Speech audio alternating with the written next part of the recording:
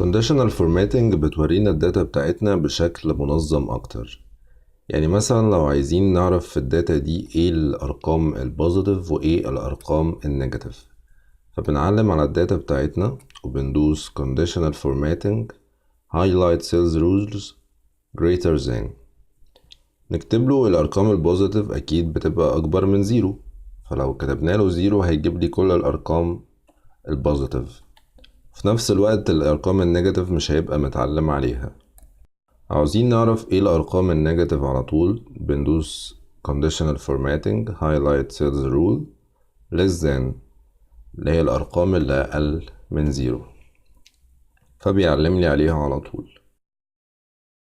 طيب لو عايز اعرف مثلا الارقام اللي ما بين 200 و 400 مثلا، فبكتب له 200 400، فبيجيب لي الارقام اللي بين 200 و 400 بيعلم لي عليها، فهو بينظم لي الداتا بشكل احسن بكتير.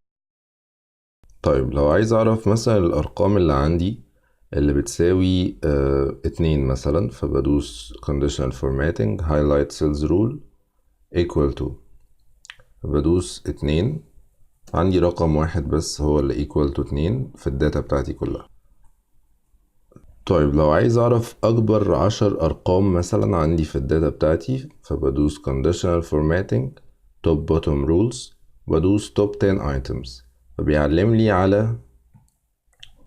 على اكبر 10 ارقام عندي في الداتا اللي انا معلم عليها.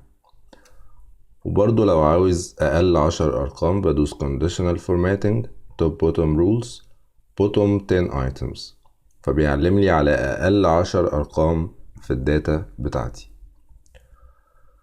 طيب لو عايز الداتا اللي اكبر من الافريج مثلا، فبدوس برضو conditional formatting top bottom rules above average، فهو بيحسب الافريج لوحده وبيعلمني على الارقام اللي اكبر من الافريج. طب لو اصغر من الافريج بدوس برضو conditional formatting top bottom rules below average، فبيعلمني على الارقام اللي اقل من الافريج اللي هو حسبه. في شكل تاني من اشكال التنظيم بيقارن لي بين الارقام، حاجة اسمها data bars، فبدوس conditional formatting. يعني مثلا عايزين نقارن بين الارقام بتاعة النت سيلز دي بس، فبدوس conditional formatting data bars، فداتا بارز دي بتقارني بين الارقام. زي ما احنا شايفين ان 439 ده هو اكبر رقم عندي، و34 هو اكبر نت سيلز برضو عندي، فهو زي شورت كده بيقارني بين الارقام اللي انا محددها له. في حاجة تانية اسمها color scale، يحط لي الارقام اللي شبه بعض في نفس اللون يعتبر. يعني مثلا الارقام اللي باللون الاحمر دي بما انها نيجاتيف فهو حاططها لي كلها في لون واحد، واللي بالاخضر دي هي اكبر ارقام عندي فحاططها لي برضو في لون واحد، والارقام الاورنج او الاصفر دي يعتبر الافريج، فهو بيحط لي الارقام اللي قريبة من بعض في نفس الكلر.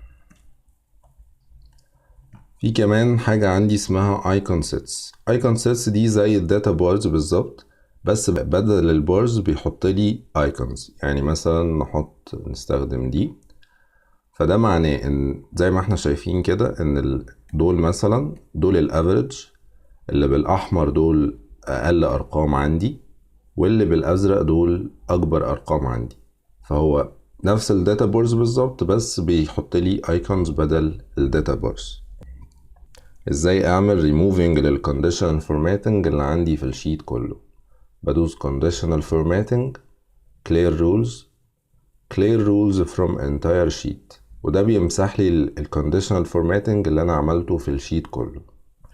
طيب لو انا عايز امسح جزء معين، يعني لو عاوز امسح الconditional formatting اللي انا عملته في الكولوم ده بس، فبعلم عليه وبدوس conditional formatting clear rules from selected cells، فبيمسح لي الconditional formatting اللي انا عملته في الداتا اللي انا علمت له عليها.